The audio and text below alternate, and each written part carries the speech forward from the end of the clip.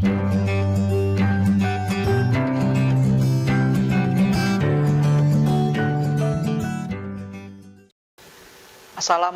warahmatullahi wabarakatuh. Perkenalkan, nama saya Imam Supardi. Di sini saya akan menjelaskan materi geografi kelas 12 semester 2 bab 4, yaitu tentang kerjasama negara-negara maju dan negara berkembang. Nah, bisa diperhatikan dari kedua gambar tersebut. Nah, ini merupakan gambaran dari negara maju dan gambaran dari negara berkembang. Jelas sekali perbedaan gambaran dari negara maju, di mana negara maju ini lebih modern, banyak sekali gedung-gedung yang tinggi, dan berbeda dengan negara berkembang di mana masih banyak sekali selam-selam area atau kawasan-kawasan kumuh di daerah aliran sungai. Nah, selanjutnya yaitu kita bahas pertama, yaitu karakteristik negara maju dan berkembang, yaitu karakteristik negara berkembang. Nah, yang pertama karakteristiknya itu yaitu menghasilkan barang-barang primer. Nah, yang kedua menghadapi tekanan penduduk. Yang ketiga, sumber daya alam belum banyak dikembangkan. Kemudian mempunyai penduduk yang ekonominya terbelakang. Kemudian kekurangan kapital. Kemudian yang terakhir yaitu berorientasi pada perdagangan luar negeri. Nah, karakteristik negara maju ini yang pertama ada penguasaan ilmu pengetahuan dan teknologi yang relatif tinggi, angka penganggurannya relatif rendah, pendapatan per kapita berada pada kisaran yang tinggi, perekonomian bertumpang pada sektor industri dan jasa, kemudian memiliki banyak modal untuk pelaksanaan pembangunan. Nah, indikator negara maju dan negara berkembang ini ada beberapa indikator yang menjadi indikator negara maju dan berkembang. Yang pertama ada pendapatan nasional per kapita, yang kedua yaitu struktur mata pencaharian dari angkatan kerja, yang ketiga yaitu produktivitas per tenaga kerja, yang keempat ada penggunaan energi per orang, yang kelima ada fasilitas transportasi dan komunikasi, dan yang terakhir adalah penduduk merekrut. Nah, kita bahas definisi dari negara maju. Nah, menurut The Bridge dan Wheeler pada tahun 2004, negara maju adalah negara yang industrialisasi dan urbanisasinya itu sudah lanjut serta menikmati standar hidup material yang tinggi seperti Amerika Serikat, Inggris, Prancis, Jerman, Jepang, Australia, dan New Zealand. Nah, negara maju adalah negara yang pendapatannya itu sangat tinggi, infrastruktur yang relatif maju, dan indeks perkembangan manusianya itu yang sangat tinggi. Ataupun negara yang menikmati standar hidup yang relatif tinggi, serta pemerataan kemajuan teknologi dan ekonomi. Kemudian ada negara berkembang. Nah, negara berkembang itu adalah negara yang industrialisasinya itu belum lanjut dan standar hidup materialnya itu rendah. Itu merupakan negara-negara yang berkembang seperti Indonesia, Filipina, India, Thailand, Pakistan, Zaire, Meksiko, Chili, dan Argentina, dan beberapa negara yang ada di Afrika. Kemudian ada negara berkembang adalah sesuatu negara dengan rata-rata pendapatan yang rendah, infrastruktur yang relatif terbelakang, dan indeks perkembangan manusianya itu yang kurang. Ini berdasarkan sumber buku Erlangga SMA. Nah, selanjutnya ini adalah persebaran negara maju. Nah, persebaran negara maju sebenarnya ada di setiap negara. Cuman yang mendominasi dari persebaran negara maju yaitu Eropa dan Amerika. Nah, kita bahas benua Eropa, benua Asia ini adalah Israel, Jepang, Korea Selatan, Singapura, Hong Kong, Taiwan, dan Eropa ini hampir keseluruhan negara yang ada di Eropa ini merupakan negara maju. Di Amerika ada Amerika Serikat dan Kanada. Nah, di Afrika berdasarkan laporan terkini tidak ada satupun negara maju katanya di Afrika. Dulu negara Libya merupakan negara maju, namun setelah ada gejolak politik di sana maka negara Libya tidak dimasukkan lagi dalam daftar negara maju. Australia dan Oceania. Nah, Australia dan Selandia Baru. Nah, ini merupakan negara yang ada di bagian selatan yang masuk ke kategori negara maju.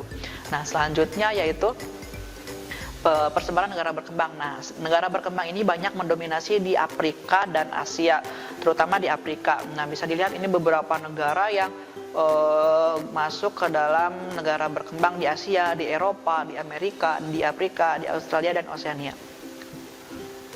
Nah, faktor pendorong kerjasama antar negara yang pertama yaitu perbedaan sumber daya alam. Jelas sekali bahwa negara-negara yang maju ini rata-rata ini tidak mempunyai sumber daya alam yang melimpah. Namun mereka mengoptimalisasikan sumber daya yang ada dan mereka bekerja sama dengan negara lain untuk memasok kesediaan sumber daya alam tersebut. Nah, selanjutnya yaitu perbedaan iklim dan kesuburan tanah. Nah, ini udah jelas. Ada dulu pernah ada statement yang mengatakan bahwa orang atau negara yang ada di iklim tropis ini lebih mendominasi negara berkembang dibandingkan dengan negara-negara yang ada di subtropis. Nah, mereka mengatakan bahwa negara-negara atau orang-orang yang hidup di subtropis ini lebih cenderung malas-malasan.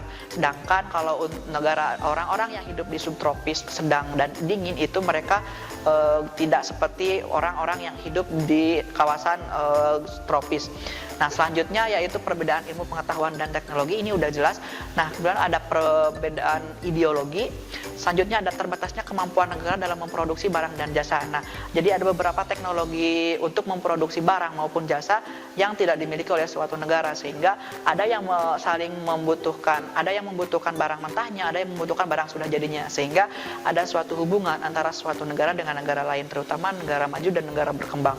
Nah, tuntunan yang selanjutnya yaitu tuntunan era globalisasi, dan yang terakhir keinginan memperoleh keuntungan dan meningkatkan pendapatan negara.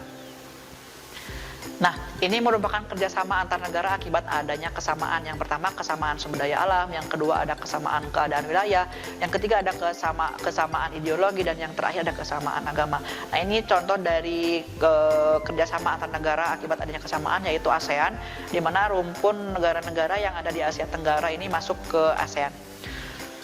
Nah, tujuan kerjasama ekonomi antar negara. Nah, yang pertama untuk meningkatkan ekspor impornya. Sudah jelas tadi dijelaskan bahwa setiap negara ini ada yang kelebihan sumber daya dan ada yang kekurangan, sehingga dengan adanya ekspor impor ini akan memenuhi kebutuhan negara yang minus, kemudian akan yang dipasok oleh negara yang surplus, begitupun sebaliknya. Nah, kemudian ada mempercepat pembangunan nasional. Ini sudah jelas bahwa ketika perekonomian maju, maka pembangunan nasional pun akan maju. Nah, membebaskan negara dari keterbelakangan ekonomi. Ya, karena tujuan dari kerjasama ekonomi ini adalah untuk meningkatkan pembangunan nasional yang akan menuntaskan keterbelakangan ekonomi. Dan selanjutnya yaitu mempererat jalinan persahabatan antar negara. Nah, ini biasanya ketika kita melakukan kerjasama ekonomi antar negara, maka jalinan persahabatan antara kedua negara tersebut akan sangat kuat sekali. Nah, kemudian ada memelihara perdamaian dunia. Selanjutnya, tujuan kerjasama antar negara di bidang ekonomi dan memperluas daerah pemasaran. Ini jelas. Jadi ketika kita sedang kita bekerja sama dengan negara-negara di luar sana untuk pemasok sebagai sarana pasar, maka barang atau produk saja dari dalam negeri ini tidak terbatas hanya disebarkan di dalam negeri saja, tapi bisa disebarkan ke negara lain. Selanjutnya yaitu mendorong produktivitas produk dalam negeri. Ya, karena ketika negara saling bekerja sama di bidang ekonomi, dalam bidang ekonomi terutama, nah setiap negara pasti harus saling mengunggulkan produk yang ada di dalam negerinya tersebut, seperti itu. Nah, selanjutnya yaitu mencukupi kebutuhan dalam negeri, ini sudah jelas. Dan selanjutnya mendukung terciptanya ketertiban dan perdamaian dunia, membebaskan negara dari keterbelakangan ekonomi, dan mempercepat pertumbuhan ekonomi. Nah, macam-macam kerjasama multilateral yang dilakukan Indonesia. Yang pertama ada hubungan internasional Indonesia dengan negara-negara, yaitu PBB. Nah, selanjutnya yaitu hubungan internasional Indonesia dengan negara-negara ASEAN, atau singkatannya itu adalah Association of Southeast Asian Nations. Kemudian ada hubungan internasional Indonesia dengan negara-negara UNWTO. Kemudian ada hubungan internasional Indonesia dengan Organisasi Konferensi Islam. Dan yang terakhir yaitu kerjasama penanganan masalah terorisme dan kejahatan lintas negara antara Indonesia, Malaysia, Singapura, misalnya dengan adanya keterkaitan kepolisian ketiga negara tersebut. Nah, ini merupakan contoh dari klasifikasi kerjasama ekonomi multilateral. Yang pertama ada kerjasama regional, adalah kerjasama antara beberapa negara dalam satu kawasan. Contohnya itu adalah salah satunya ASEAN, ada APTA, ada APEC, EFTA, dan ADB. Dan selanjutnya yaitu kerjasama internasional. Nah, adalah kerjasama antara negara-negara di dunia yang tidak terbatas dalam satu kawasan. Contohnya itu adalah PBB, IMP, IBRD, WTO, FAO, ILO, IFC, UNDP, dan UNIDO. Nah, pasar bebas. Nah, apa itu pasar bebas? selanjutnya. Nah, ada beberapa pengertian dari pasar bebas. Menurut Adam Smith, pasar bebas merupakan sebuah wadah yang digunakan sebagai tempat penampungan yang dihasilkan oleh setiap individu dengan landasan kebebasan untuk menjalankan sebuah roda perekonomian dan atmosfer perekonomian yang diinginkan oleh mereka. Jadi tidak ada sedikit pun campur tangan yang bisa dilakukan pemerintah dan jajaran lainnya. Nah, menurut David de Ricardo, pasar bebas sering disebut dengan perdagangan bebas, yakni sistem perdagangan yang ada di luar negeri dengan konsep masing-masing negara melakukan perdagangannya tanpa ada alasan halangan dari negara ataupun dari pemerintahannya. Kemudian dari pendapat dua tokoh ini dapat disimpulkan bahwa pasar bebas merupakan pasar yang sebuah konsep perekonomian yang berbentuk pasar yang di dalamnya terdapat perdagangan yang dimana semuanya dilakukan atas kehendak dan keinginan sendiri. Tidak ada yang bisa mengatur dan menentukan, baik itu campur tangan dari pemerintah ataupun yang lain. Nah, selanjutnya, ini merupakan ciri-ciri dari pasar bebas. Yang pertama itu ada kepemilikan tunggal atau perorangan atau non-pemerintah. Nah, terhadap segala bentuk alat dan sumber produksi. Yang kedua yaitu terdapat pembagian kelas atau tahta dalam perekonomian masyarakat. Yang ketiga adanya persaingan untuk memperoleh keuntungan sebanyak-banyaknya selalu terjadi. Dan yang terakhir, campur tangan pemerintah sangat terbatas. Nah, fungsi pasar bebas yang pertama yaitu untuk memberikan informasi dan juga lebih tepat tentang harga dan juga jumlah permintaan barang. Yang kedua yaitu untuk memberikan perangsang dan kepada para pengusaha supaya bisa mengembangkan usaha mereka. Yang ketiga yaitu untuk memberikan perangsang pada para pengusaha supaya bisa mendapatkan keahlian yang lebih modern. Yang selanjutnya yaitu untuk memberikan dan juga merangsang penggunaan barang dan juga faktor produksi dengan cara yang lebih efisien. Dan yang terakhir yaitu untuk memberikan kebebasan dengan sepenuhnya pada masyarakat supaya bisa melakukan kegiatan ekonomi. Nah, ini kelebihan dari pasar bebas. Setiap orang bebas mempunyai kekayaan serta sumber daya produksi.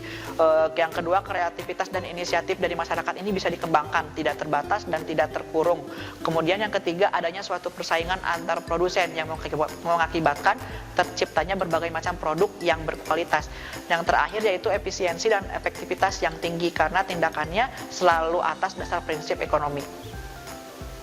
Nah, ini merupakan kekurangan dari adanya pasar bebas. Yang pertama, terjadinya suatu eksploitasi kepada masyarakat yang ekonominya lemah oleh pihak yang ekonominya kuat.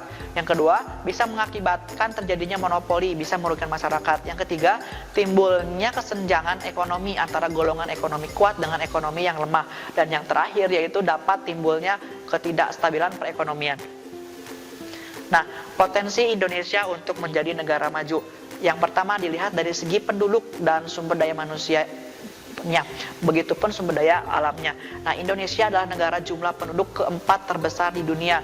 Ya, penduduk yang besar dengan adanya daya beli yang terus meningkat atau tingkat konsumsi yang tinggi adalah pasar yang potensial. Sementara itu, jumlah penduduk yang besar dengan kualitas sumber daya manusia yang terus membaik adalah potensi daya saing yang luar biasa. Nah, diperkirakan pada tahun 2010 ini jumlah penduduk Indonesia itu sekitar 263 juta jiwa dan sekarang ini pasti akan bertambah seiring bertambahnya waktu, dan tahun 2020 pasti akan mengadakan sensus kembali seperti itu dan bisa berubah. Nah, selanjutnya yaitu sumber daya dilihat dari sumber daya alam. Nah, sudah kita ketahui bahwa Indonesia merupakan negara yang sangat kaya dengan sumber daya alamnya, dengan potensi sumber daya alam baik ini yang terbarukan ataupun yang tidak terbarukan ataupun yang tidak terbatas. Nah, kekayaan sumber daya alam yang dimiliki Indonesia harus dapat dikelola seoptimal mungkin dengan meningkatkan industri pengelolaan yang memberikan nilai tambah tinggi dan mengurangi ekspor bahan mentah. Nah, potensi Indonesia untuk menjadi negara maju yang selanjutnya itu adalah letak geografisnya, di mana negara Indonesia ini berdasarkan letak geografis berada di antara dua benua dan dua samudra, yaitu ada benua Asia dan benua Australia serta samudra Pasifik dan samudra Hindia. Nah, berdasarkan letak geografisnya, sebagai negara kepulauan terbesar di dunia, Indonesia memiliki wilayah dengan panjang mencapai 5.200 km dan lebar mencapai 1.870 km. Nah, lokasi geografisnya juga sangat strategis, yaitu memiliki akses langsung strategi terbesar di dunia, di mana karena Indonesia ini dilewati oleh satu Sea Lane of Communication atau SLOC, yaitu Selat Malaka. Nah, di mana jalur ini menempati peringkat pertama dalam jalur pelayanan kontainer global. Selanjutnya, nah upaya Indonesia untuk menjadi negara maju, yaitu yang pertama peningkatan pendapatan per kapita. Nah, ini harus ditingkatkan pendapatan per kapita dari rakyat Indonesia. Selanjutnya ada peningkatan akses dan kualitas pendidikan. Yang ketiga ada penguasaan iptek, ilmu pengetahuan dan teknologi. Dan yang keempat ada memperbanyak lapangan pekerjaan. Yang kelima mengurangi dan memberantas korupsi. Yang keenam itu meningkatkan kualitas ekonomi, yang ketujuh meningkatkan sarana dan prasarana transportasi, dan yang terakhir yaitu menstabilkan keadaan politik. Nah, mungkin hanya itu yang dapat saya sampaikan. Terima kasih. Assalamualaikum warahmatullahi wabarakatuh. Kunjungi sosial media lainnya seperti website kami di pkbmalfata.com, Facebook PKB Malfata Mananjaya, Instagram PKB Malfata Official. Dan terima kasih telah klik video ini. Jangan lupa like, comment, share, dan subscribe untuk menunjukkan dukungan kamu terhadap channel ini. Enjoy the video, PKB Malfata.